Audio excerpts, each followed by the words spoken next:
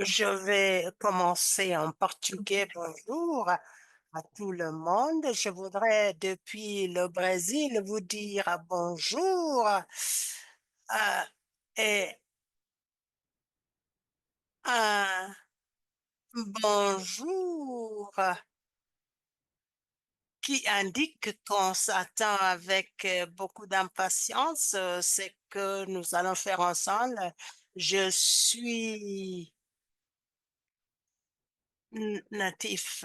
Je suis traductrice et chercheuse du français et du mouvement féministe et aujourd'hui j'ai le plaisir de souhaiter la bienvenue à tous ceux qui participent à cette réunion pour qu'on puisse suivre la troisième épisode de la politique du mouvement de féminisme noir. J'espère que vous avez tous suivi ou une partie du public a suivi les deux dernières sessions euh, de, de notre examen de féminisme.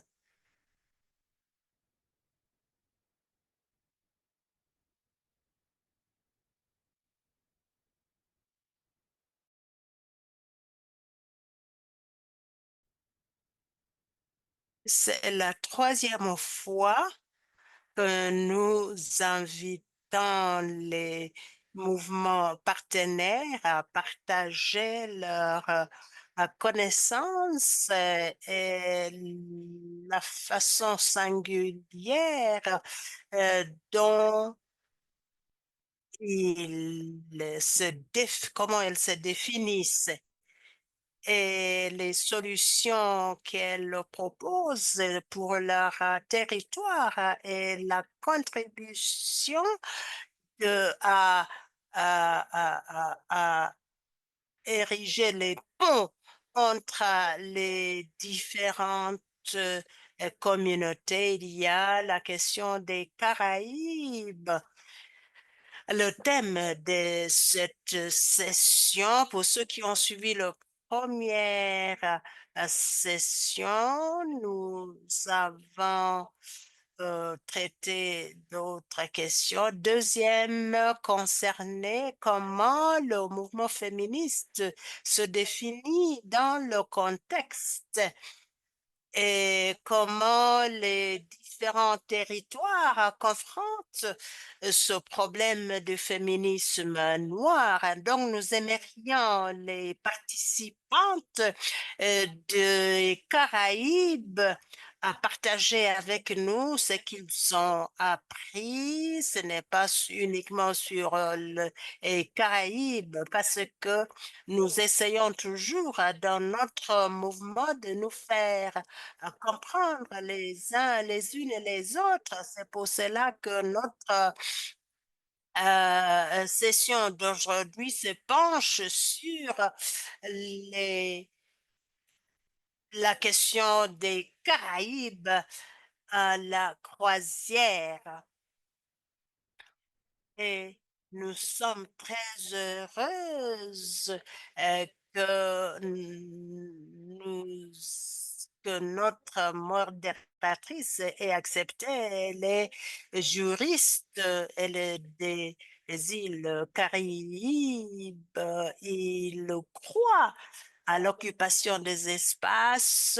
Elle travaille comme chargée de programme donc, nous souhaitons la bienvenue à la modératrice et nous nous attendons à un très bon débat. Bonjour à tous. Je suis très heureuse de participer avec vous à cette réunion.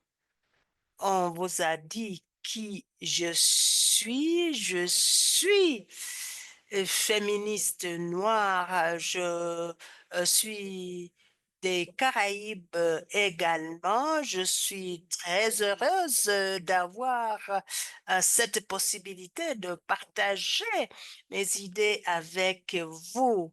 Les, les, les Caraïbes, les Caraïbes, c'est un espace très beau. Il y a beaucoup de diversité. Je suis reconnaissante au mouvement du féminisme noir. Nous cherchons à briser les barrières linguistiques pour pouvoir collaborer les unes avec les autres. On a parlé du travail. C'est que nous travaillons au niveau de notre mouvement de manière transcontinentale. Je crois que la première personne que je voudrais inviter, c'est Johanna. Elle est née à Montebrede. Elle est comptable. Elle est militante du mouvement félicite. Elle est membre fondatrice euh, de mouvement des femmes politiques. Elle possède une expérience de 15 ans. Elle est Son expérience et son militantisme sont très intéressants. Avant que je ne passe, je voudrais que chaque personne que je nomme lève la main pour qu'on sache à qui on a affaire.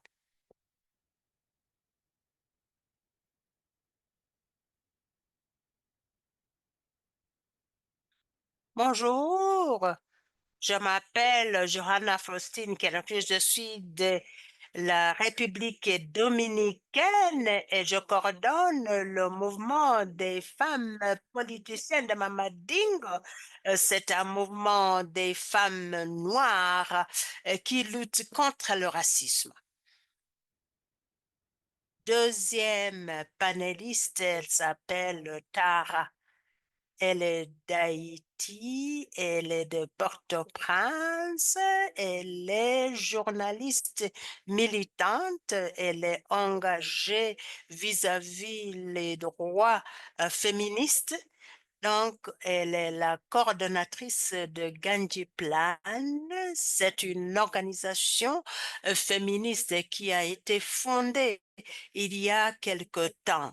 Il y a l'éducation féministe, elle s'occupe de cela. Nous sommes très heureuses d'avoir affaire à Sarah, qu'elle nous dise, qu'elle nous salue. Bonjour à toutes et à tous. C'est aujourd'hui un plaisir pour moi d'être avec vous. Je viens d'être présentée, je suis Taralina Marouche-Saint-Hilaire. Je suis là avec vous aujourd'hui en tant que féministe intersectionnelle et femme lesbienne militante. Je milite depuis Haïti et je suis la coordonnatrice générale de Grand Gipon. C'est un plaisir pour moi. Merci beaucoup. Et pour le magazine, je suis aussi responsable de publication dans le magazine de Grand Gipon.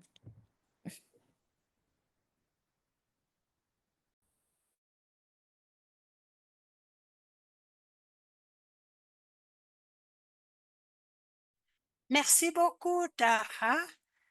Et nous allons maintenant souhaiter la bienvenue à elle est psychologue et elle s'occupe de l'élaboration de la politique.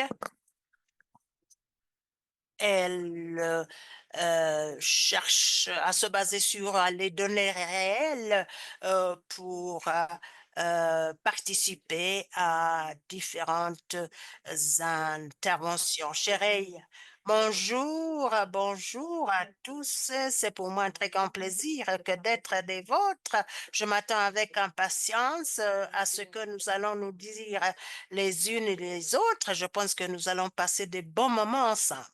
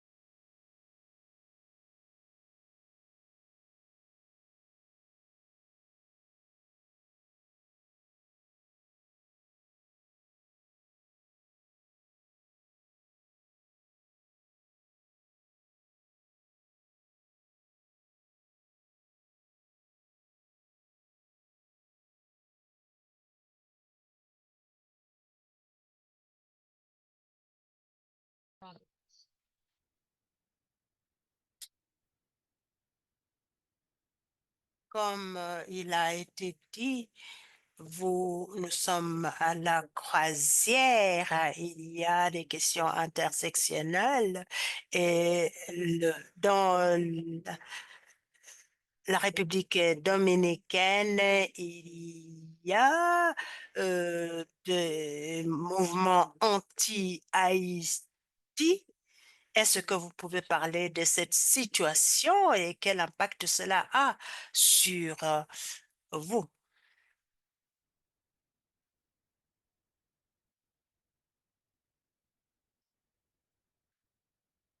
Je suis très reconnaissante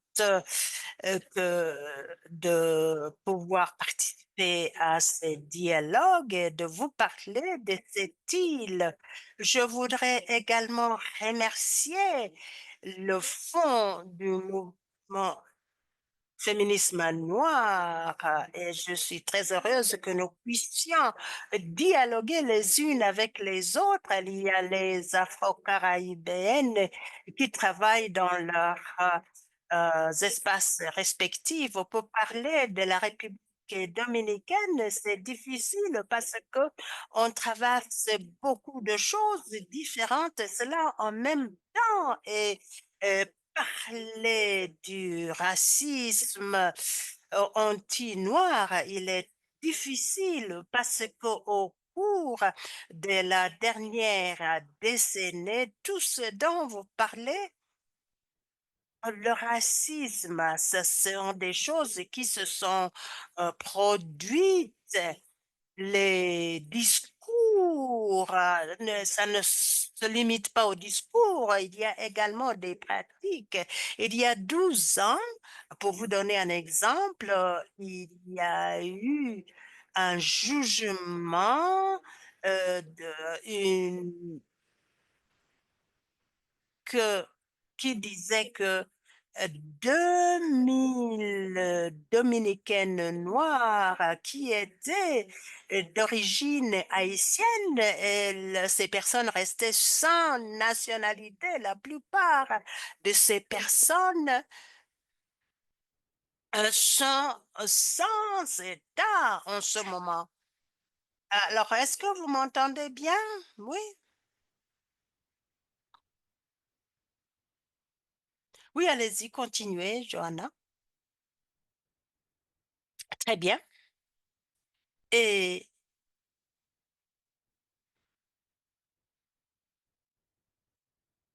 cela donc a eu un impact important au début des sentiments anti-noirs dans la République dominicaine et nous savons que ce n'est pas quelque chose de nouveau sur notre île parce que sur notre île, les sentiment anti-noir a commencé pendant l'ère coloniale, mais au cours de la dernière décennie, les différents régimes au pouvoir ont utilisé ces sentiments anti-noirs pour être élus. Et cela m'amène à penser pourquoi les racistes, ce sont les racistes qui sont élus. Alors, ceux qui arrivent au pouvoir et qui sont racistes et font ces discours contre la race noire au cours des 5 dernières années dans notre pays, le président Louis Daminard, qui est notre président actuel, on a vécu une période de racisme très fort. Et Et tout cela à cause des politiques qui ont été adoptées au cours des quelques dernières années. L'année dernière, le 2 octobre, le président a inauguré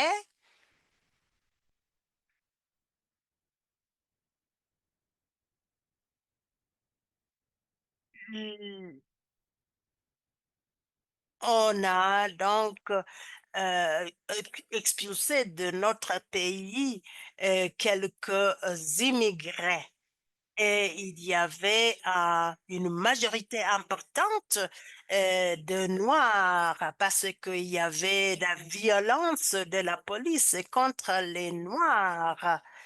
Alors, ils attaquaient des personnes qui n'avaient même pas participé aux manifestations et la police y a participé, la communauté également.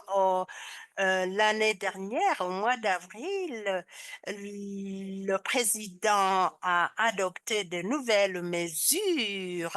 Je peux parlait d'une mesure qui voulait que les hôpitaux publics étaient présentés comme des pièges. Les femmes, les immigrés, femmes noires, quand elles se rendaient à l'hôpital pour les pour les soins médicaux, elles étaient détenues et euh, on les amenait dans des camps de réfugiés. Je voudrais, avant que nous ne passions à la à personne suivante, c'est ces personnes qui luttent contre le fascisme montrent quel impact ça a sur la vie des unes et des autres. Alors,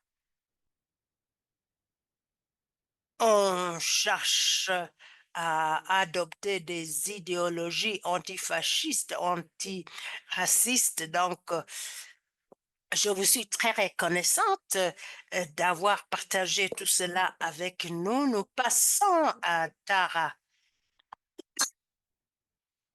Vous, vous avez parlé de la libération des Noirs,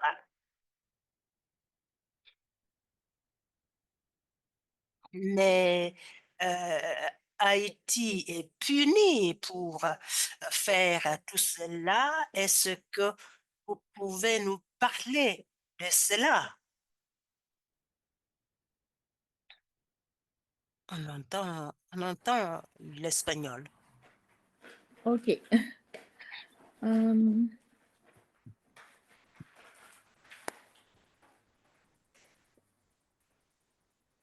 une petite minute.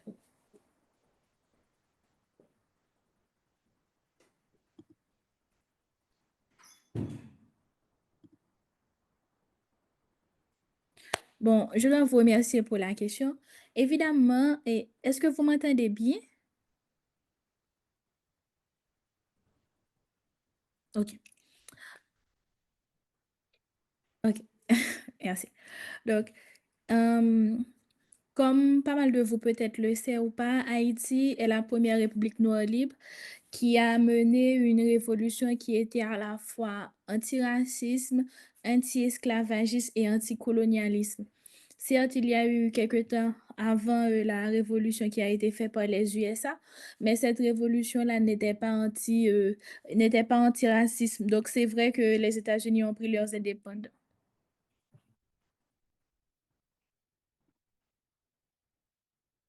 Ah, ok, d'accord. Désolé. Mhm,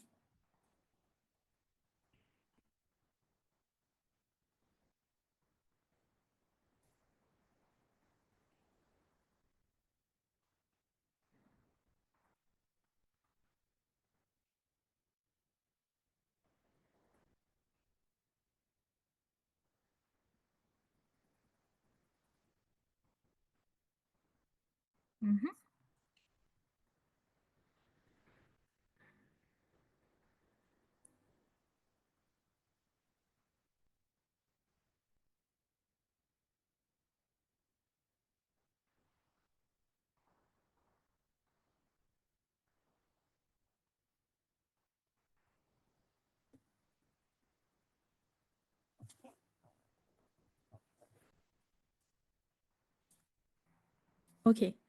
Hem, c'est bon pour vous maintenant? Vous m'entendez dans toutes les langues? Je peux continuer?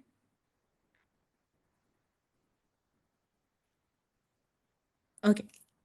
Comme j'étais en train de le dire, Haïti est la première république noire qui a mené une révolution à la fois, anticolonialiste, anti-esclavagiste et antiracisme. Donc je sais que quelque temps avant, il y a eu la révolution américaine, mais la révolution américaine n'était pas anti-esclavagiste. Même en devenant, la république libre qu'est devenue les USA en 76, il y avait toujours des esclaves dans leur pays. Donc, ce triomphe a fait d'Haïti un symbole de la libération noire et ça, les puissances impérialistes n'ont pas daigné bon de pardonner Haïti et ne l'ont jamais pardonné.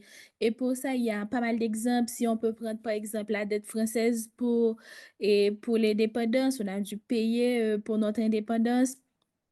Ou encore, l'occupation américaine qu'on a eue à 2 reprises en Haïti, les interventions dites humanitaires, mais qui sont en réalité néocoloniales. Tout cela a été orchestré pour nous punir en tant que peuple qui trouve un peu trop rebelle d'avoir pris, ce chemin-là. Et aujourd'hui encore, si on essaie de regarder dans les récits médiatiques dominants, on nous bombarde d'images, d'Haïti, une Haïti qui est en éternelle crise, et selon moi, le fait de médiatiser uniquement cette partie-là, ça invisibilise la puissance des luttes qui sont menées aujourd'hui, la plupart du temps avec les moyens du bord, sans financement des féministes en Haïti. Et c'est des féministes qui proposent des solutions qui sont assez ancrées dans la réalité du terroir et qui essaient de défier à la fois le patriarcat, le sexisme, l'exploitation, pour ne citer que cela. Et certes, je viens de l'organisation féministe Grand Jipon, mais je crois beaucoup en la sororité et au travail que fait les autres organisations. Donc aujourd'hui, je vais vous donner des exemples qui ne sont même pas des travaux que fait Grand Jipon, en fait. Si on commence par une organisation chère qui est connue aussi de la Black Feminist Fund, si on parle de Neges Mahon, par exemple, cette organisation féministe qui a été fondée en 2015, post-séisme 2010, déjà dès le nom de cette organisation-là qui porte le nom de ces esclaves qui prenaient la fuite pour résister à l'esclavage, pour mener des révoltes, etc. Cette organisation-là a un programme qui s'appelle Marinage. Euh, c'est quoi comme programme? C'est un programme en réponse aux violences basées sur le genre pullulent en Haïti. Et c'est un programme qui a une approche peer-to-peer où ils vont mettre en relation une ancienne survivante de violences basées sur le genre qui a survécu avec une nouvelle survivante de violences basées sur le genre. Évidemment, l'ancienne survivante aura à prendre des formations pour savoir comment faire de l'écoute active, comment mieux accompagner la nouvelle survivante, mais c'est fait par quelqu'un qui est déjà passé par là et qui sait ce qui se passe. Donc, ça montre qu'une femme qui ayant surmonté des violences domestiques accompagne une autre dans son parcours. Et pour moi, c'est vraiment une sorte de soutien et de conseil pratique tout en créant un espace de sororité et qui utilise, comment dire, une pratique totalement ancrée dans la question du care vu par des Haïtiennes et qui n'est pas nécessairement comme ça se fait ailleurs. Ou encore, si on peut continuer, cette même organisation a une bourse qui a été donnée dans le nom d'une militante qui a été assassinée, une militante féministe assassinée à cause de ses idées.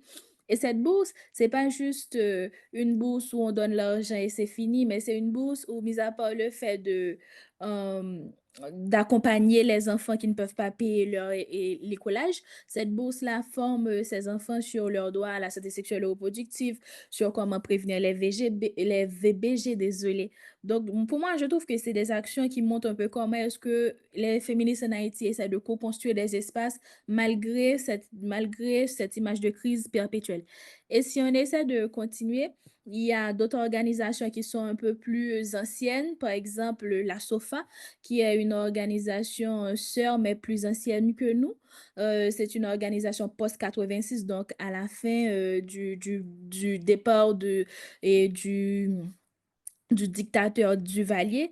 Cette organisation-là essaie d'attaquer les racines de l'injustice économique et alimentaire. Par exemple, ils ont un programme d'agroécologie où ils essaient de former les femmes rurales à des pratiques agricoles durables, de leur donner un accès à la terre, d'aider à faire comment faire de la diversification des cultures.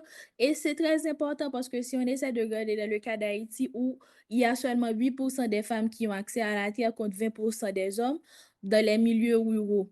Et si on continue, on peut prendre par exemple l'exemple d'organisations comme Grand Jipon qui créent des moyens de militer sans argent. Par exemple, Grand Jipon a milité sans argent, sans aide financière jusqu'à l'année dernière. Et ça montre que... Oui, vous ne m'entendez pas? Allô? Bonjour, Tara. Oui. Nous voulons économiser le temps. Je me regrette d'avoir à Ah, vous désolé, arrêter pour que nous c'est puissions pas donner grave. la parole à d'autres personnes. Je suis désolée, c'est que j'ai mis le timing, j'ai vu que les 6 minutes n'étaient pas encore écoulées, mais c'est bon, d'accord. Désolée.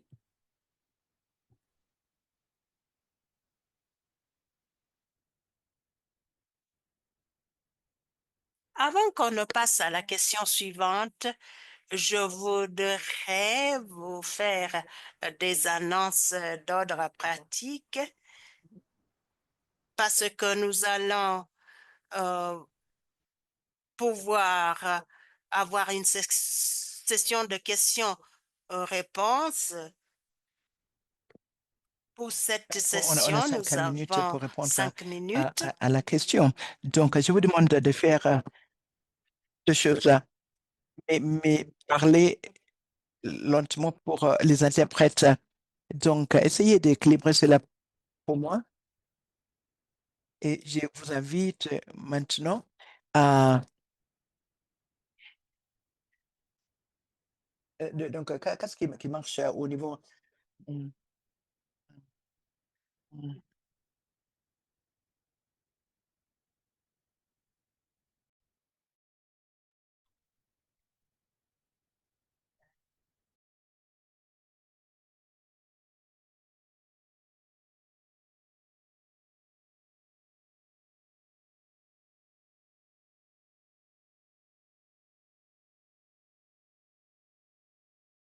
Beaucoup de fois, on ne parle pas.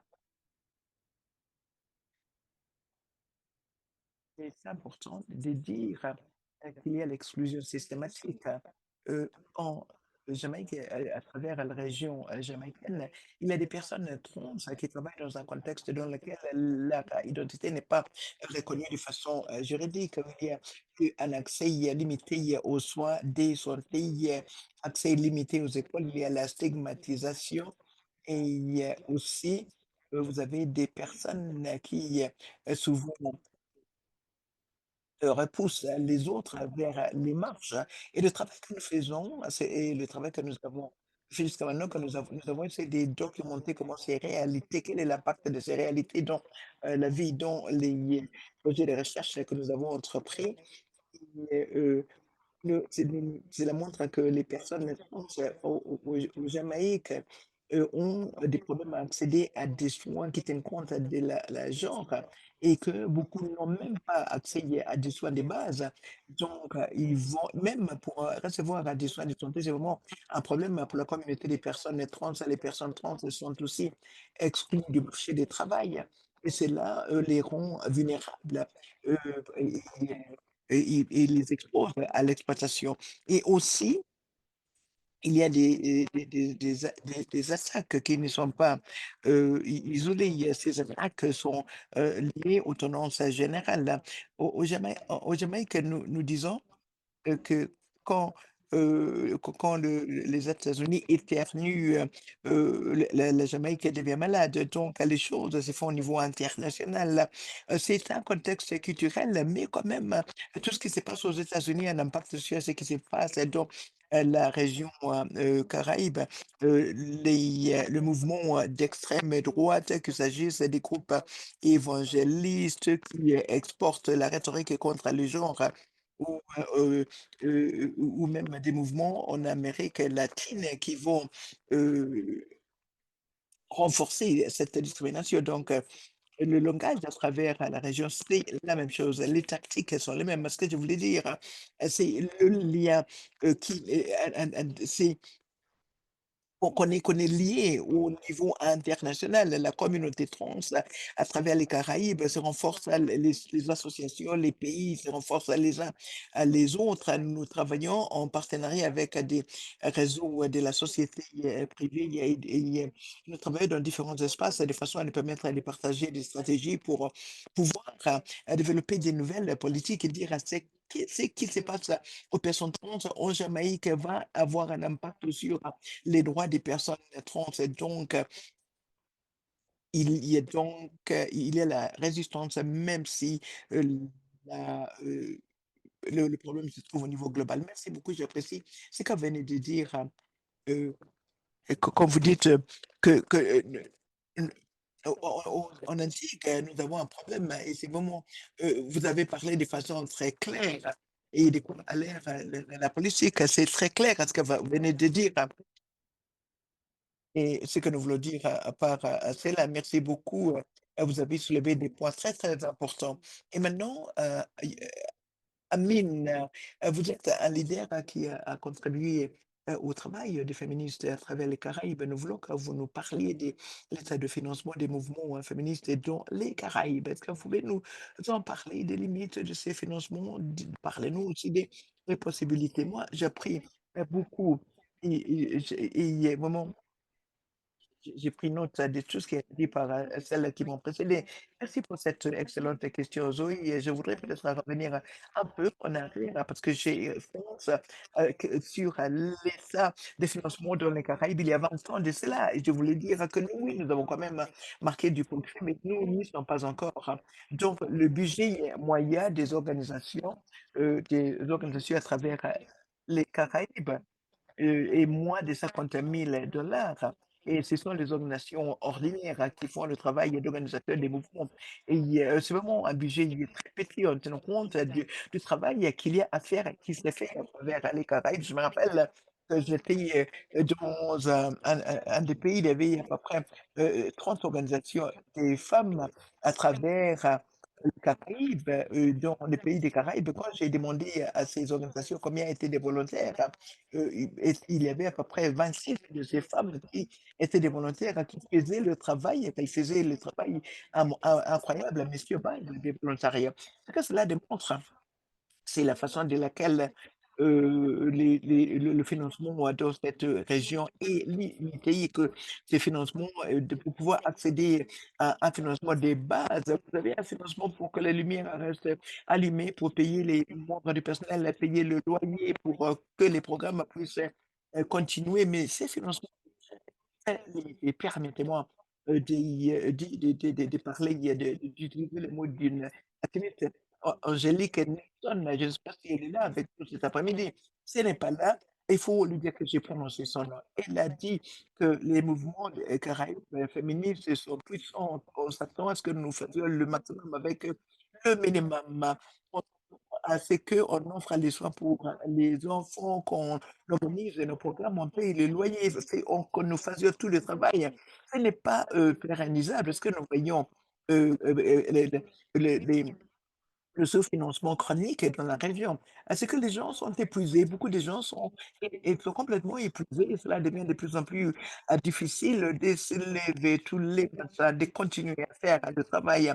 Autre chose que je voudrais dire et que nous voyons ce qui est de l'état de financement dans la région, c'est que c'est absolument en cours à terme. Les gens considèrent les Caraïbes comme une petite région, un petit bout de terrain au fond, au bout de l'Amérique latine. Oui, nous sommes petits, mais nous sommes puissants. Nous sommes petits, mais nous sommes très puissants. Les Caraïbes sont considérés comme un endroit très petit. Souvent, nous sommes assujettis à avoir des financements à court à terme et un financement basé sur les projets. Et cela fait que les organisations doivent faire on s'attend à ce que le maximum, mais avec des financements qui durent à 6 mois, peut-être à 1 an. Donc, les associations sont censées faire du travail, mais les gens ont, et beh, par exemple, là, on a de financement et puis il y a il y a un problème, une tempête et après les gens doivent réagir à la tempête, doivent avoir des abris pour les gens qui sont affectés par cette tempête-là et donc vraiment les gens qui ont besoin des enfants et tout ça. Donc, les associations sont impliquées. Je ne voudrais pas de dire qu'il n'y a pas de l'espoir, mais il y a quand même des limites très importantes. Autre chose que nous avons vu dans les Caraïbes, c'est qu'il y a une présence énorme de projets internationaux, les grandes organisations qui occupent, prennent tout le financement qui est disponible pour la région. Ce que cela veut dire, c'est que nos organisations plus petites, les petites associations souvent n'ont pas accès à des sommes importantes d'argent, à des ressources importantes parce que ces ressources sont allouées à ces autres ONG internationales. Donc, il est tout ça à nous des défis, mais comme Angélique a dit, nous faisons le maximum avec le minimum. Ce n'est pas nécessairement une bonne chose, mais c'est une chose vraie que vous avez des organisations qui fonctionnent avec 50 000 dollars par an, mais qui font les problèmes des plaidoyers qui travaillent sur la violence basée sur le genre, qui offrent des conseils psychologiques et toute la gamme de travail qui doit se faire. Les gens font ce travail-là. Et donc, ce que je voudrais inviter la philanthropie à faire, c'est de donner davantage de ressources à cette région, de mieux financer cette région. J'ai des idées que je serais heureuse de partager. J'ai vu les statistiques qui disaient que en 2023, les Caraïbes ont reçu 18 milliards des dollars américains comme les envois de la communauté de la diaspora caribéenne. Donc, tous les gens qui font partie de la diaspora des Caraïbes, nous sommes en train de ressources des Caraïbes. Ce sont nous qui envoyons l'argent, pas simplement à notre famille, mais à notre communauté. Nous travaillons avec les problèmes tels que les soins, de santé, l'éducation, le changement climatique. Il y a donc un moyen de nous permettre de mieux nous organiser ensemble de façon à pouvoir maximiser ces envois qui viennent ces ressources de la diaspora, de façon à ce que nous ne continuions pas à compter sur des fondations, sur les organisations qui sont dans la majorité. Et donc, je pouvais parler de ceci pendant des années et des années. Je vais voir s'il y a des questions dans la boîte à dialogue. Et voilà donc la situation, la dernière chose que je voudrais dire, si Zoé me donne une petite minute, il y a tout ce que je veux dire, parce que d'habitude, pour nous qui travaillons dans la philanthropie, faisons ce travail, mobiliser les ressources pour une communauté. Et c'est vrai qu'il y a beaucoup de personnes qui font le travail et qui devraient continuer à faire le travail. Mais je voudrais voir beaucoup plus de féministes noires qui font le travail de mobilisation des ressources pour les Caraïbes. Noé, c'est celle-là et travaille dans l'espace philanthropique comme moi. Et je suis ici en tant que quelqu'un qui donne des conseils, quelqu'un qui accompagne les autres, une amie pour les gens qui veulent être engagés dans cet espace. Il y a de la solitude et nous avons besoin de beaucoup plus des gens qui collaborent avec nous. Merci. Merci pour cela. Amina, vous avez dit tant de choses. Mais des choses vraiment très importantes, des choses que nous devions écouter. J'apprécie la façon de laquelle vous nous avez fait considérer l'histoire. Vous nous avez donné l'exemple de ce à quoi ressemble le présent et puis le fait qu'on pouvait faire en allant de l'avant. Vraiment, j'apprécie cela, de la façon de laquelle nous allons changer le monde, c'est en imaginant les possibilités, c'est en reconnaissant que nous faisons déjà ce travail. Merci pour cela. Avant de continuer au deuxième cycle de questions, je voudrais vous rappeler que vos questions, vous pouvez les poser dans la boîte à dialogue. Et il y a une boîte, la boîte questions-réponses, et parce que dans la boîte à dialogue, il y a trop de mouvements. Et aussi, je voudrais nous rappeler que nous avons 5 minutes pour parler et vous avez 5 minutes et de façon à ce que nous puissions bénéficier du temps. Nous revenons Vous et pour vous, Johanna, voici ma question. Vous avez travaillé avec, les, féministes noires en Haïti et au-delà, est-ce que vous pouvez nous parler, des défis pour, les Caraïbes et pour, le sud, mondial? Quels sont les, défis auxquels les féministes noires sont confrontées, s'il vous plaît? Thank you, very much. Mais merci beaucoup, bien sûr. Oui, je pense qu'il y a beaucoup, beaucoup de défis et un certain nombre de ces défis, c'est, la barrière, linguistique, entre les pays, des Caraïbes, parce que dans ces pays-là, nous parlons des langues différentes, hein, et aussi, l'accès, comment nous pouvons nous identifier les uns les autres ou les uns les autres, parce qu'il y a beaucoup de pays, des Caraïbes ont besoin des visas et donc cela devient très difficile, de se rendre dans un autre pays.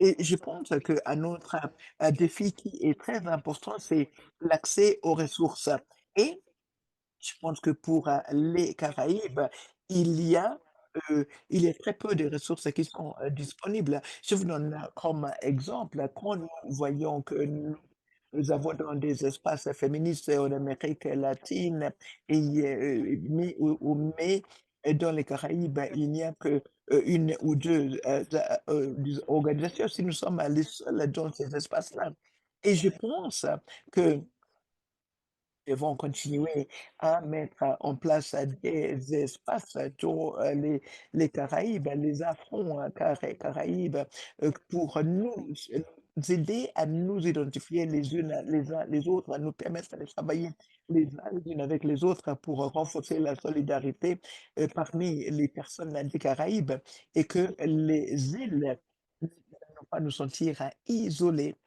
Et je pense que l'une des choses dont nous rêvons, c'est de pouvoir avoir des réseaux frontaliers, des réseaux qui vont nous aider à nous connecter les uns les unes les autres pour renforcer la visibilité que nous avons pour nous imaginer les uns les autres ou les unes les autres, collaborant, comment nous pouvons créer une réalité qui est possible dans notre monde.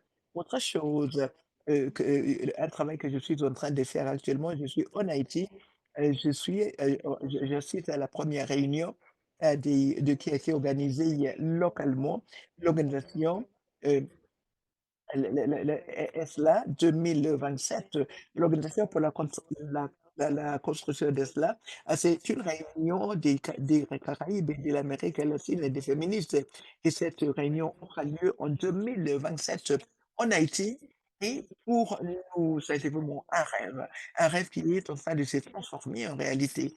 Que nous puissions nous rencontrer, nous, les féministes noirs de la République dominicaine, mais aussi les féministes noirs d'Haïti et de nous retrouver dans cet espace, de pouvoir dialoguer les unes les uns avec les autres et voir comment nous pouvons continuer à construire des ponts. Parce que, comme vous le savez, le contexte politique actuellement ne nous permet pas de nous retrouver, de nous réunir et nous essayons de construire ces ponts nous essayons d'enlever les barrières idéologiques hein, et nous essayons, heu, nous, les femmes noires en République dominicaine ne peuvent pas réunir. Donc c'est un défi que nous puissions nous retrouver. Nous sommes très heureuses que nous soyons en situation de pouvoir construire des espaces et des dialogues et je vais en profiter et profiter de la réunion, de la présence de réunion pour vous inviter et inviter toutes les féministes, pas simplement des Caraïbes, mais toutes les féministes de tous les territoires, de partout. Vous pouvez faire partie, vous pouvez y participer dans cette réunion parce que nous appelons cela l'Atlas une réunion noire, nous allons introduire la négritude au féminisme. Nous y pensons à cette noirceur, nous pensons à ces femmes noires, à ces femmes féministes ou à ces personnes féministes. Nous connaissons tous les narratifs qui existent en Haïti et aussi dans les territoires. Et nous essayons de voir ce que nous voulons construire ensemble et que nous puissions détruire les barrières, les narratifs qui touchent au Haïti. Nous voulons dire oui, les féministes noires des Caraïbes vont se retrouver en Haïti en 2027 et que nous pouvons tous et toutes commencer à renforcer le pouvoir à nous, à construire la solidarité, parce que je pense que ce sont les choses qui, dans le contexte, le contexte actuel, dans lequel il y a beaucoup de racisme, de façon à ce que nous puissions renforcer la puissance noire et collaborer les uns avec les autres. Merci beaucoup. Maman. Ça me fait plaisir. En 2027, je me retrouverai à Haïti. Je ne sais pas ce que vous ressentez, mais moi, je vais tout faire de façon à ce que je puisse assister à cette réunion et que je puisse faire partie. Et je me réjouis de vous y retrouver. Vous avez partagé avec nous. Johanna est très puissante et, euh, Tara, vous êtes de retour. Euh, alors, les féministes noires, je pense que vous pouvez nous parler de la construction des connaissances, les archives, comme une tactique, la construction des connaissances noires et féministes.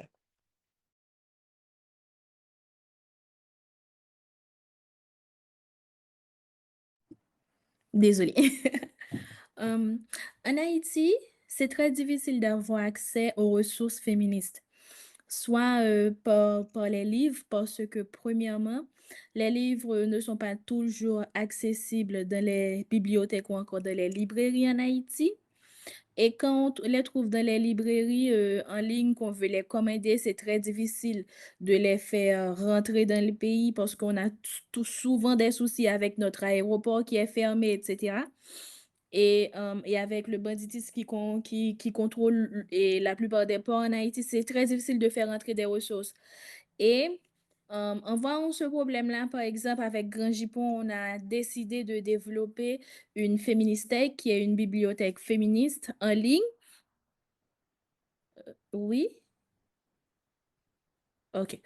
Qui est la Féministèque, qui est une bibliothèque féministe en ligne pour permettre de démocratiser la pensée féministe et donner accès aux jeunes femmes féministes et à tout le monde, en fait, accès aux ressources féministes. Surtout que de l'histoire de nos luttes en Haïti, on a un gros problème d'archivage parce que dès qu'il y a une crise dans le pays, dès qu'il y a un souci dans le pays, les organisations féministes sont la cible et la plupart du temps, on brûle nos locaux et on perd nos archives. Donc, on va avoir des initiatives comme par exemple Grand Jipon avec la Féministèque ou encore Mouka, qui est un espace, une sorte de médiathèque pour les données féministes produites en Haïti ou encore dans les Caraïbes et qui va avoir des livres, des recherches, etc. Et je pense que c'est vraiment une stratégie de lutte de faire de l'archivage et de donner accès à ces documents produits. Surtout que lorsqu'on essaie de voir la plupart du temps la parole féministe qui est vraiment valorisée, n'est pas nécessairement la parole ou les pensées ou les théories féministes du Sud, c'est beaucoup plus la parole et les pensées des féministes occidentaux qui ont une proportion beaucoup plus grande sur la nôtre. Même à l'intérieur du mouvement féministe, je le dis toujours, il y a une sorte d'impérialisation, d'impérialisme autour de la pensée où la parole féministe noire n'a pas nécessairement le même poids que la parole féministe blanche ou encore de la manière dont et les luttes sont théorisées. Et si on ne se ment pas, la manière dont on va théoriser nos luttes en tant que femmes noires, afrodescendantes, femmes du Sud, dans des pays sous-développés ou pas développés, on n'a pas nécessairement les mêmes manières de théoriser que les féministes qui vivent dans des pays industrialisés, européanisés, dans des pays riches. C'est pas nécessairement le même point de vue. Et d'où l'intersectionnalité de nos luttes.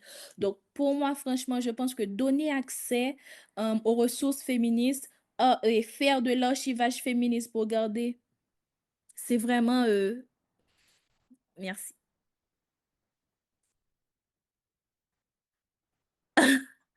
Je voudrais que que Parler plus lentement. vous dites beaucoup de choses. Oui, allez-y un peu lentement, un tout petit Désolée. peu lentement.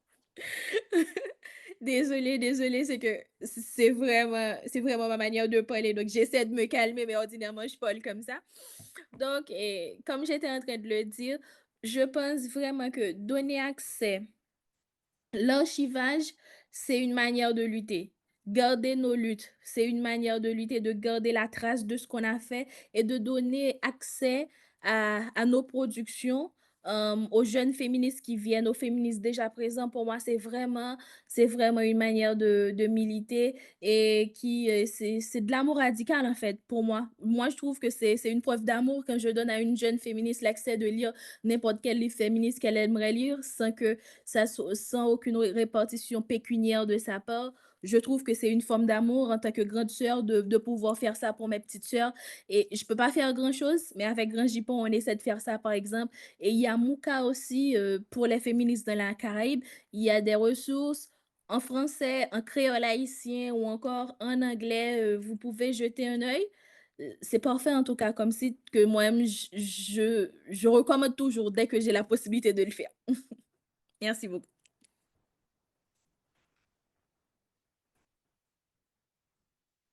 Merci beaucoup, Tara. Vraiment, j'ai apprécié beaucoup des choses que vous avez partagées sur le travail d'archivage par Grand Jupon.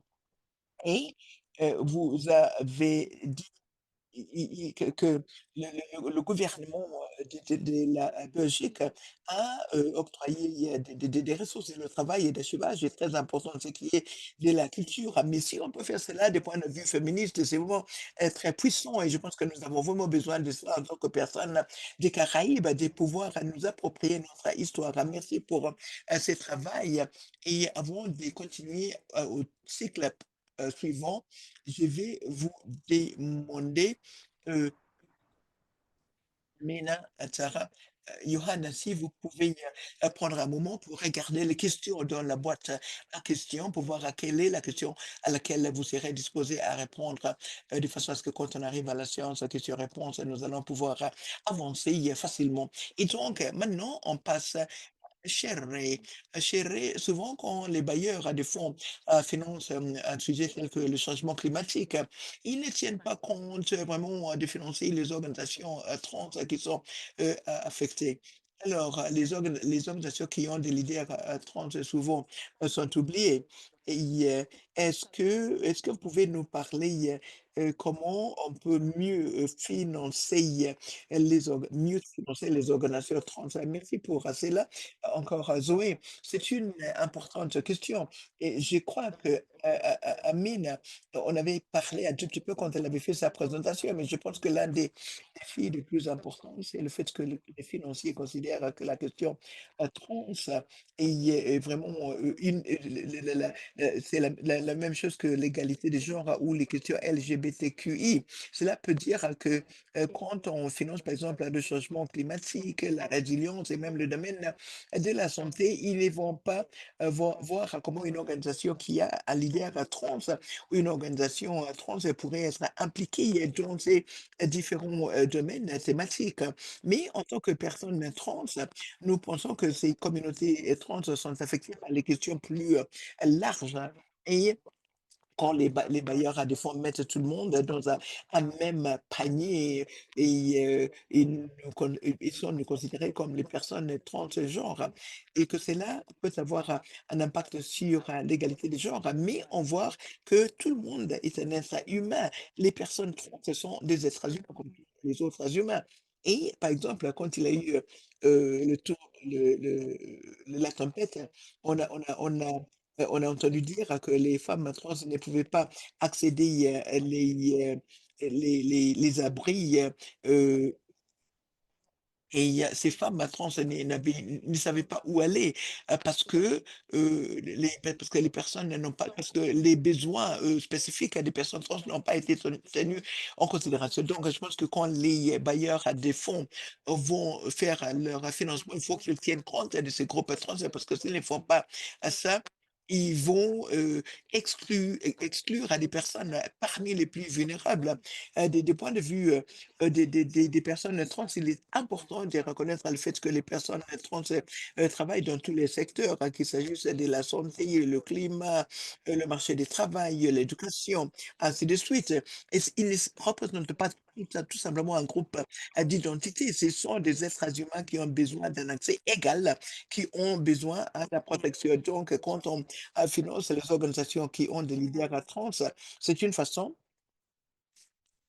Et c'est important parce que nous avons déjà cette confiance dans nos communautés. Par exemple, nous pouvons réagir rapidement quand il y a des problèmes parce que les gens nous connaissent, les gens ont confiance en nous. Cela veut dire que le financement doit être intersectionnel. Quand on parle d'une bourse pour la résilience contre le climat, il faut inclure les groupes marginalisés.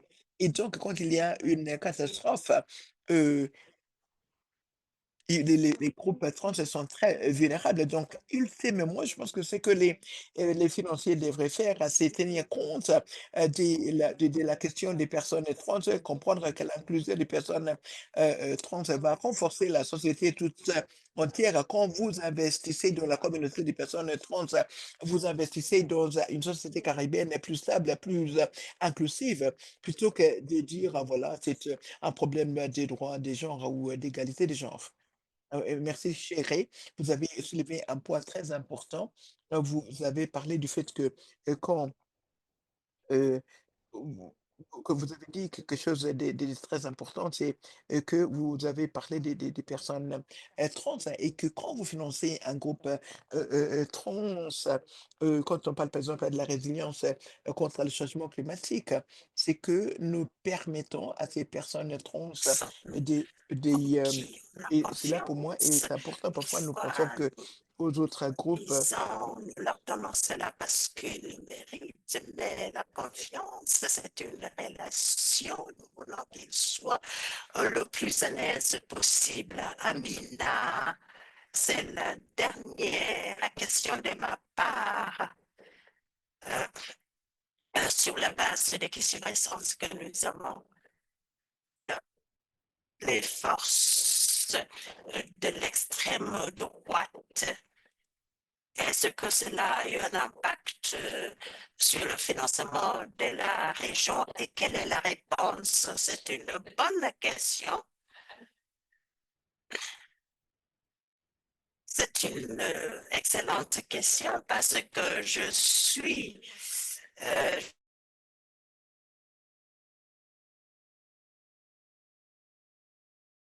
je vais répondre à la question qu'on a posée au niveau de questions-réponses. Je pense que nous avons à mieux faire. Une des choses que nous devons mieux faire, c'est le travail de récit. On doit changer le récit, vous savez, parler de avoir cette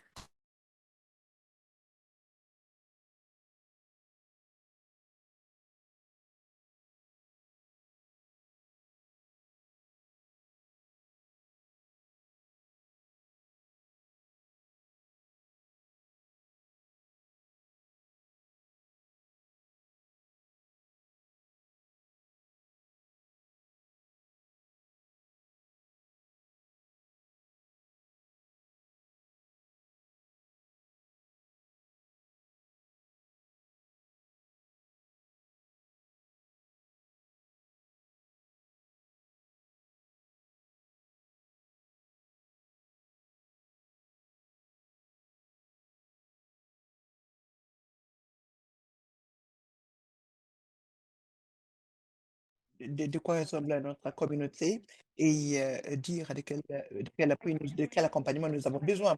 Je voulais qu'on commence avec cela et dire que, l'une des choses que les Caraïbes, heu les gens parlent du changement climatique, ils pensent aux Caraïbes, on voit à la ligne, on dit voilà, les Caraïbes à la une et tout ça que nous avons. Il y a beaucoup de gens, qui parlent de ce que cela veut dire pour, la région, mais nous n'entendons pas parler des personnes qui, sont les plus affectées par le changement climatique. Et je me rappelle, que j'ai été impliqué dans un dialogue avec, une sœur à Sainte Lucia. Il a dit quand il a eu cette tempête, le bâtiment que nous sommes en train de de lui devient un abri. Et là, nous devons ouvrir des portes à tout le monde de la communauté, peu importe que vous aimiez les personnes trans, que vous soyez une mère célibataire, qui que vous soyez, tout le monde est invité dans cet abri. Il y a une chanson de Bob Marley qui dit quand la pluie tombe, elle ne touche pas tout simplement la maison d'une personne. Il faut nous rappeler de cela. Nous devons raconter l'histoire de tout le monde dans notre communauté, les personnes qui sont impactées, qui peuvent bénéficier de notre travail. Donc, c'est moi. Je n'ai pas voulu répondre à la question, j'ai pris note. Voilà. Et donc, nous savons très bien que les groupes contre les droits reçoivent des milliards internationalement. Et ils disent d'où viennent ces ressources. Cela vient du projet de la philanthropie internationale. Vous pouvez les suivre pour voir combien reçoivent les groupes contre, qui luttent contre les droits. Et ce que nous voyons dans les Caraïbes, c'est vraiment une, c'est, qu'il y a il y a des gens qui ne veulent pas voir la lutte contre la violence basée sur le genre. Ils disent que cela vient des étrangers, les évangéliques, les campagnes qui sont appuyées par les évangéliques qui bloquent l'éducation sexuelle, qui bloquent toutes les choses que nous savons être vraies par rapport à notre travail. Et donc, les Caraïbes ne sont pas isolés. Nous, sommes, nous,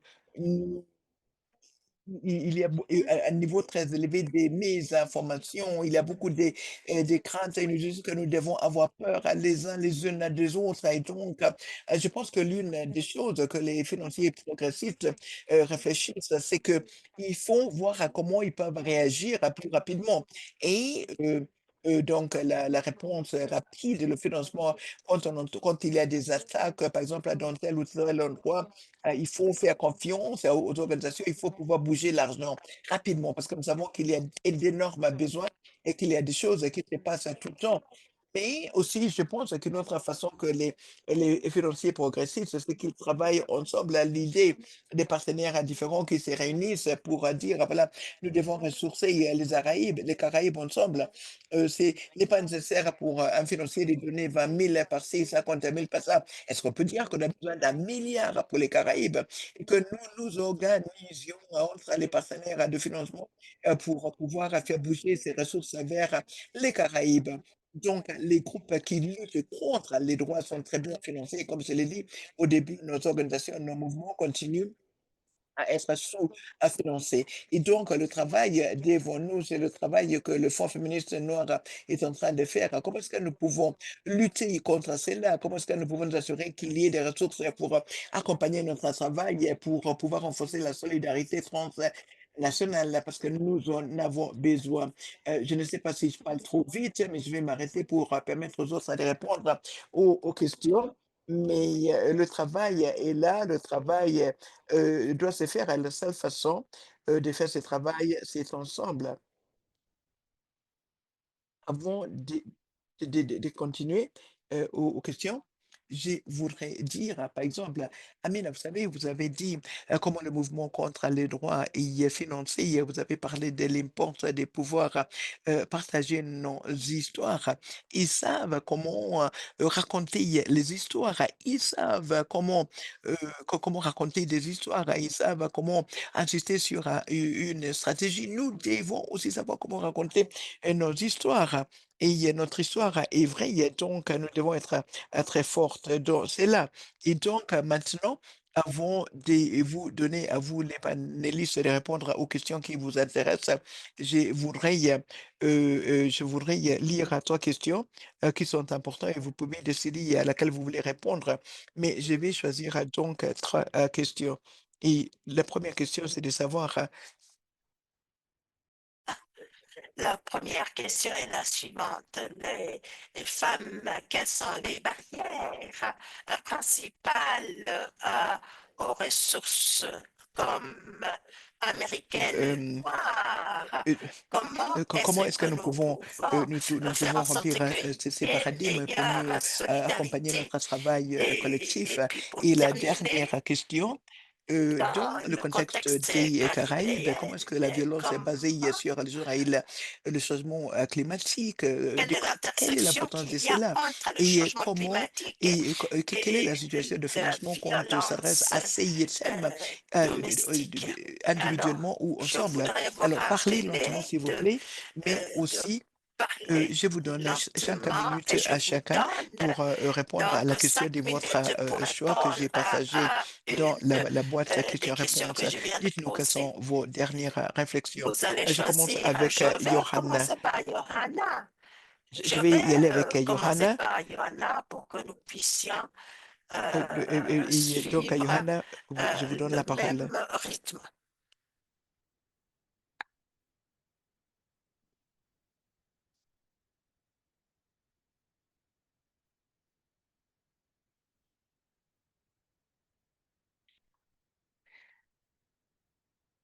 La question à laquelle je pourrais J'espère que nous répondre allons est pouvoir comment nous pouvons continuer à continuer nous pouvons rester en contact avec les autres pour pouvoir établir des relations de partenariat. Je pense que nous devons chercher les voies et moyens de visualiser le travail qui se fait au niveau de différentes organisations, comment nous pouvons nous retrouver et parler des stratégies qui vont nous permettre de réussir, partager le savoir. Je pense que nous ne nous connaissons pas assez les uns les autres. Je pense que nous devons en connaître plus sur les autres organisations féministes, savoir ce qu'elles font. Il faudrait qu'on continue à créer des espaces comme celui-ci, nous permettre de nous réunir, de parler de nos expériences, de raconter des différentes histoires. Ces espaces nous permettent de savoir comment nous travaillons, ce que nous faisons. Je pense que ceci aussi, je crois que la façon dont nous pouvons avoir accès à l'information, créer des plateformes pour avoir accès à toute cette information, nous pouvons donc partager l'information ainsi obtenue merci beaucoup, Johanna. entre nous. Vous savez, je pense Alors, j'apprécie beaucoup ce que vous avez dit sur les je voudrais exprimer ma reconnaissance au Fonds féministe espaces, noir, la la justice justice linguistique, linguistique. parce que c'est une Nous conversation qui nous permet de parler dans avons différentes langues et un parce que défi la connexion linguistique et linguistique nous est différente. avons Il y a les Caraïbes qui s'expriment en français, en les anglais, en Caraïbes espagnol, en créole, mais anglophones, maintenant, nous nous trouvons hispanophones ici et ensemble et francophones. nous Et nous devons vraiment devons fêter cela, nous devons faire célébrer le cela, plaidoyer mais pour il davantage de cela, faudrait réfléchir à cette justice que tout linguistique. ce que nous Sarah, je vous donne la parole. Ok, merci, mais je vais devoir te redemander de reposer les deux autres questions parce que ça crypte un peu dans la traduction avec le français. Donc, j'ai pas bien entendu les trois questions.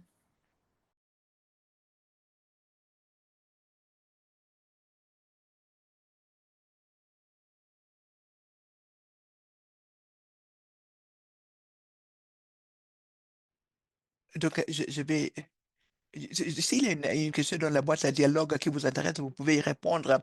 Mais je vais répéter les questions. La première question que j'ai, et c'est quelle est la meilleure façon pour les financiers d'accompagner les organisations caribéennes féministes qui luttent pour l'égalité? Quelles sont les barrières, les principales barrières?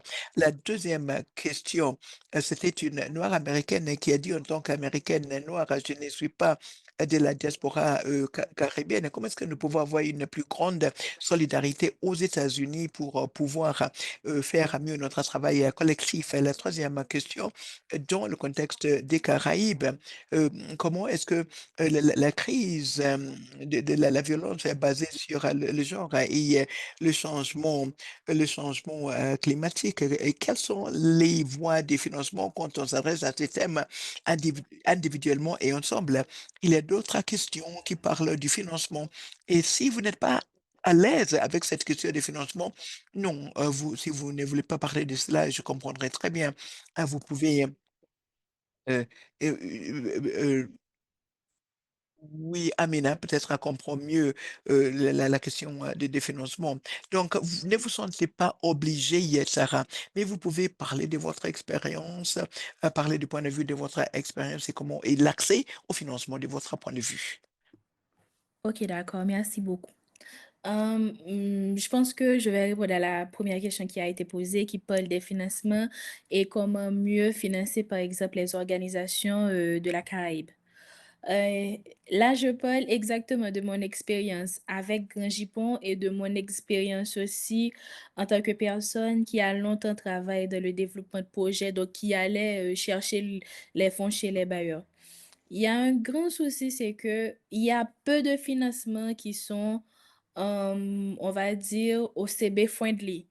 La plupart des financements ne font pas la différence entre quand c'est une grosse structure, une organisation non gouvernementale internationale qui a besoin de l'argent et quand c'est une petite structure, parce que la plupart des bailleurs vont être en mode donner et demander une due diligence avec une liste de trucs que les petites organisations qui militent dans des pays de la Caraïbe la plupart du temps n'ont pas accès à toutes ces ressources pour avoir ce genre de documents ou encore n'ont pas autant de membres qu'une grosse boîte pour avoir autant de personnes et pour passer les due diligence.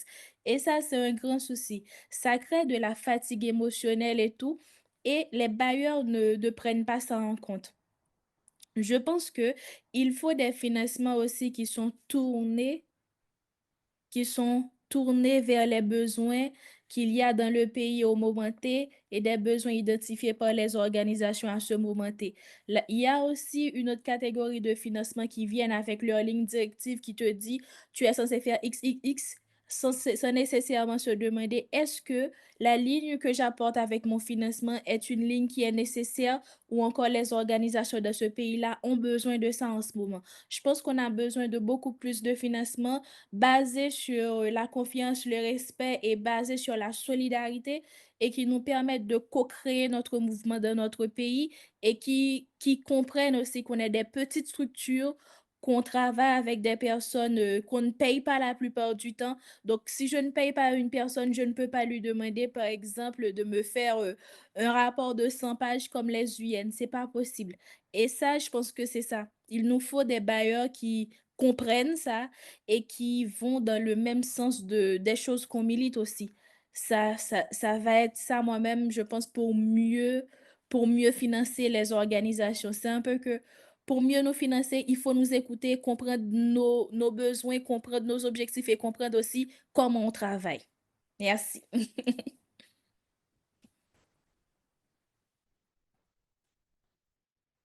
C'était bien dit, Tara, et il y a vraiment qu'ils doivent comprendre. Le paysage de financement, il y a beaucoup de gens qui n'ont pas la même couleur de peau, qui ne nous ressemblent pas à nous.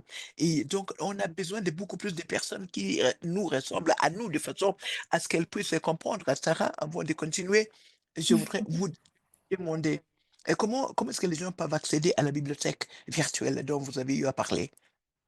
Euh, que ce soit pour Mooka, et si on écrit Mooka par exemple sur Google, je sais que Google va le référencer. Si c'est pour la Féministèque de Grand Jipon, le lien est accessible sur toutes nos pages. Et après la réunion, je vais demander à la responsable de communication de l'épingler. Comme ça, vous tapez Grand Jipon sur Facebook, Instagram, etc. La première publication sera le lien vers ça parce que idéalement maintenant, la Féministèque, c'est sur un canal de Telegram où on met tous les livres, tous les ouvrages qu'on a et on essaie de l'entretenir le plus souvent que possible. Merci.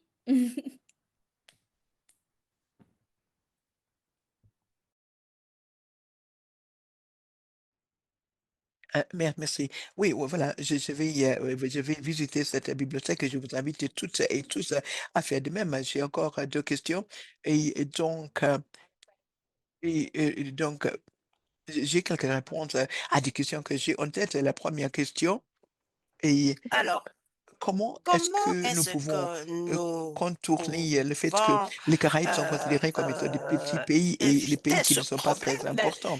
Heu et je de pense qu'en la quelqu'un qui vient petitesse des Caraïbes, des je comprends Caraïbes? cette Est-ce question, qu'il y a profondément quelqu'un qui et c'est la première question. comprend Comment en changer cette profondeur attitude? cette La deuxième question? Et question, puis la comment est-ce que deuxième question, vous êtes organisé comment pour, est-ce que qu'on faut contourner le problème de la fatigue vous communautaire en y luttant pour la prenez dans la justice lutte et contre l'égalité et surtout, l'injustice? parmi vous-même quand, Comment vous est-ce devez que aussi gérer les vous questions traitez de cette d'identité et de question de la transition sociale. transition sociale?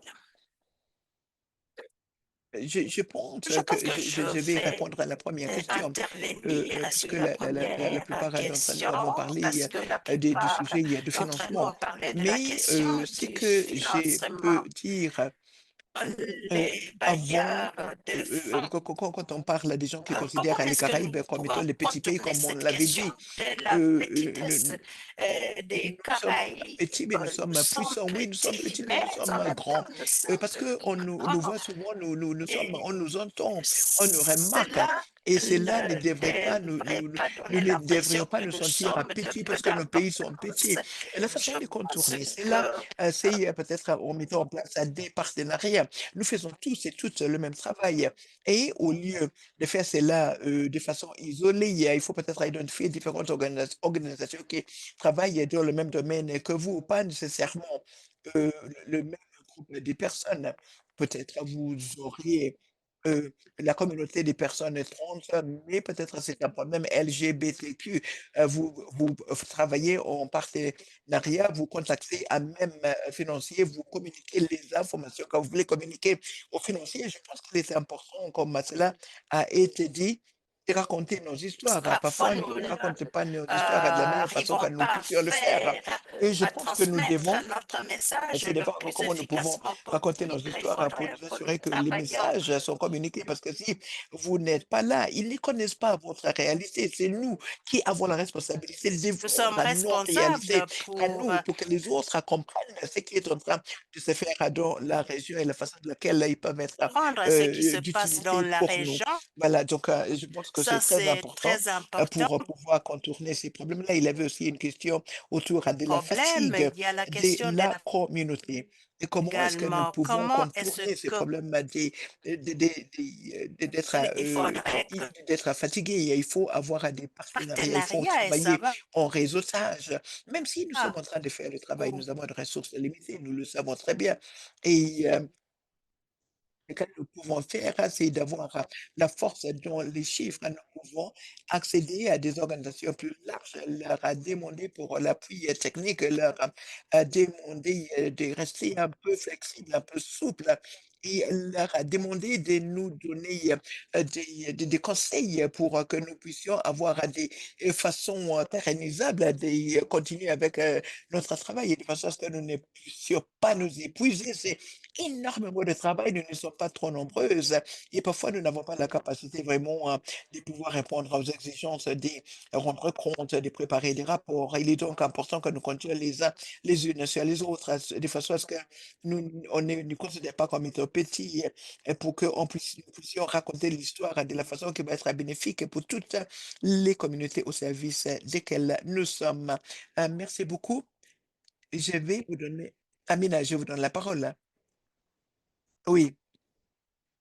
Et je voudrais vous demander quand vous allez partager, vous dites vos mots de clôture et puis les autres panélistes vont aussi dire leur dernier mot. Donc, je vais être très brève. Donc, je vais répondre à un certain nombre de questions ensemble. Et donc, quelqu'un avait posé la question de savoir une question de savoir quel est le message qu'on doit communiquer aux financiers. Il est vrai que je travaille dans la philanthropie, mais j'ai un message que je voudrais communiquer à d'autres financiers qui travaillent dans le domaine de la philanthropie. Deux choses.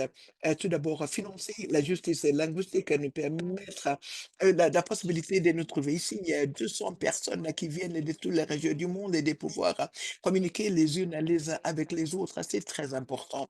Et il n'y a pas une organisation qui peut faire cela à elle seule. Et donc, je dirais, mettre, faciliter la communication entre nous à travers la barrière linguistique, c'est vraiment un objectif très important. Deuxièmement, le pouvoir d'organiser des réunions. Nous sommes ici, mais il serait bon de pouvoir nous rencontrer, de revisiter nos communautés les uns les unes des autres, apprendre à cela face à face. C'est là, et cela coûte moins cher pour moi dans les Antigues Babur d'aller à, à Floride plutôt que de me rendre en Guadeloupe ou même en Jamaïque à des moments différents. Et donc, il est vrai que les Caraïbes sont petites, mais il y a des défis très importants qui vraiment compliquent la communication entre nous-mêmes de façon à ce que nous puissions comprendre les réalités de communauté, le travail que nous sommes en train de faire sur le terrain. Et donc, que vous soyez Heu que vous puissiez continuer comme ça. Il est très important pour nous d'apprendre, les uns les unes les autres face à face, apprendre les uns des autres, autant que cela est possible. Et cela est lié à la question des partenariats. D'être, et d'avoir la volonté de travailler en partenariat avec les gens qui n'ont pas qui ne nous ressemblent pas, que nous ne connaissons pas trop bien. Par exemple, la personne a posé une question de dire que on considère les Caraïbes comme étant un petit pays, il y a une réponse que je donne toujours. Non, nous sommes des grands États de l'océan. Il y a d'autres, euh, l'autre côté du monde où il y a la même chose, c'est les Pacifiques, la famille à Fidji dans la Pacifique. Et quand nous travaillons ensemble, quand nous votons ensemble, nous constituons un bloc très important. Il est donc important pour nous de travailler en partenariat, de travailler en communauté avec les gens qui ne sont peut-être pas proches de nous, qui ne nous ressemblent pas, mais les personnes avec lesquelles nous pouvons partager une identité et de pouvoir amener le changement. Récemment, c'est un exemple personnel et c'est ici où, heu il y avait quelqu'un qui a parlé du financement, des États-Unis. Je me suis rendu aux États-Unis, j'étais, in North Carolina, j'ai rencontré une communauté et il y avait, les personnes caribéennes et l'idée que nous existons dans de nombreux espaces, que nous faisons le travail de nous connaître les unes les autres est très important pour le travail que nous voulons voir fait dans le monde. L'idée que nous devons nous connaître les unes les autres, les uns les autres, nous devons nous retrouver dans différents espaces. Et puis, je pense qu'à la dernière chose que je voulais dire, c'est que à BFF, continuer à mettre en place des espaces comme celui-ci. C'est vraiment très, très important. Nous voulons nous rencontrer les uns les autres. Nous voulons nous parler, apprendre les uns des autres. Et vraiment, félicitations pour ces webinaires sur les Caraïbes pour depuis 20 ans. Nous ne voulons pas être le petit territoire au bout de l'Amérique latine. Et cela me fait vraiment plaisir de voir tant de personnes participer dans cette réunion et je me réjouis vraiment d'autres réunions. Oui, je vous redonne la parole. Merci beaucoup, Amina. Ok, on va respecter l'heure. Donc, je vous donne entre 30 et 45 minutes de dire à quelles sont vos dernières réflexions. Allez-y, 30 à 45 minutes. Je commence avec Johanna.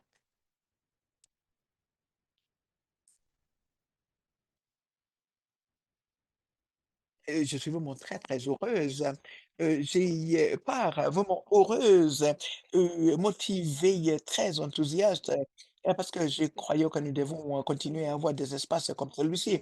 Et 5 minutes ne suffit pas du tout pour nous permettre de parler de tout le travail que nous avons fait jusqu'à là et de parler de nos expériences et l'impact que notre travail a dans nos territoires. nous pouvons créer, comment nous pouvons construire des ponts pour continuer à nous lancer des défis les uns aux autres. Et je crois que les Caraïbes, nous avons besoin de les rencontrer pour pouvoir nous retrouver, pour pouvoir mettre en place cette solidarité et dire à nos Caraïbes sont puissantes, nous sommes puissantes et puissants. Et c'est là ces voix. Et nous devons tout simplement continuer. Merci. Merci beaucoup. Tara, à vous de briller. Je tiens à remercier la Black Feminist Fund de nous avoir donné la possibilité de discuter de ces sujets qui sont très, très importants pour nous autres féministes depuis Haïti, depuis la Caraïbe. Et ce qui m'a particulièrement touchée, c'est de pouvoir avoir cette discussion avec beaucoup d'autres Caribéens et des personnes qui ne sont pas nécessairement Caribéens. C'est assez difficile vu que en tant que Haïti, on est dans le bassin Caraïbe, mais on parle français, alors que la plupart des gens qui sont plus proches de nous parlent soit espagnol, soit anglais. Donc, c'est pas nécessairement les initiatives les plus faciles de faire, d'avoir ce genre de discussion avec des personnes qui vivent pratiquement les mêmes choses que toi, mais qui a la barrière linguistique qui nous éloigne malgré tout. Donc, c'est pour ça, je suis très reconnaissante. Et je pense aussi que c'est le genre de discussion qu'on aura à continuer à faire et pour avoir vu beaucoup des commentaires qu'il y a là, il y a beaucoup d'autres initiatives assez intéressantes. Et après, de notre part, du côté de Grand Gipon, on va essayer de faire du réseautage pour nous approcher un peu plus des organisations sœurs qui sont tout autour de nous. Et j'étais très contente de participer à ce webinaire aujourd'hui. Merci beaucoup.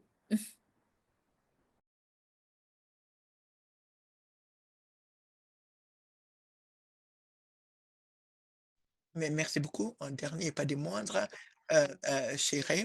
Merci à tout le monde.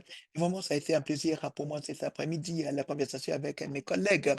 C'était vraiment une excellente façon de comprendre ce qui est en train de se faire aux Caraïbes. Je suis satisfaite que le problème linguistique ait été résolu pour nous permettre de nous comprendre les uns les autres. Et je pense que nous allons nous contacter les uns les autres. Nous allons rester en contact de façon à ce que nous puissions continuer à travailler ensemble. Oui, les Caraïbes ne sont pas si petites que ça. Il faut communiquer notre histoire. Il faut servir aussi, continuer à servir les communautés.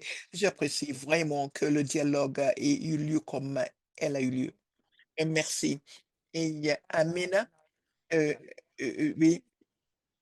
Voilà la fille, voilà bonjour Naïma et voilà et je voulais dire, merci à vous tous, vous toutes. Merci au Fonds féministe noir, à toute l'équipe pour m'avoir invité. Merci à tout le monde pour vos contributions et je vais donner la parole à Maria Clara. Au revoir. Merci beaucoup, Zoé. Thank you, thank you, thank you. Merci. Merci pour avoir facilité la réunion. Merci, Zoé, d'avoir été une excellente modératrice, d'avoir géré la conversation de façon si bonne. Et si je peux résumer cela en quelques mots, je dirais tout simplement, c'est que nous avons vu aujourd'hui, c'est une réflexion sociologique sur les pratiques des féministes noirs dans les Caraïbes. Les gens qui n'étaient pas ici aujourd'hui, qu'aujourd'hui les gens ont développé une réflexion. Les gens ont été positifs parce que les gens ont réfléchi sur le rôle qu'ils ont eu à jouer et l'espace qu'elles occupent dans le domaine des féministes noirs, dans le contexte des féministes noirs dans le monde et aussi sur la connaissance, sur les alternatives qui sont proposées par ces mouvements noirs, pas simplement dans les Caraïbes, mais au monde entier. Donc, je voudrais remercier Zoé, notre modératrice. Je voudrais remercier chacune des panélistes qui a été, vous toutes, pour avoir participé dans ces panels, partie de cette Johanna, Tara de Haïti, Chérie et Johanna, Chérie en Jamaïque, Amine aussi pour qui a fait partie des fondatrices du Fonds féministe noir. Je voudrais vous remercier d'avoir accepté notre invitation. Je voudrais remercier les interprètes qui ont rendu ces moments possibles parce que sans les équipes des justices linguistiques, il n'y aurait pas pu y avoir cette série politique. Donc, le Fonds féministe noir, merci. Merci d'être ici avec nous aujourd'hui. La séance suivante du Fonds de cette série politique aura lieu probablement au mois d'octobre et nous allons parler du changement climatique et du point de vue des féministes noirs. Un dernier rappel, dès qu'on aura fini le webinaire, vous allez recevoir une enquête avec quelques petites questions de façon à ce que nous puissions continuer à améliorer l'organisation de nos webinaires. Merci encore une fois. Je vous souhaite à tous et à toutes une excellente journée. Au revoir.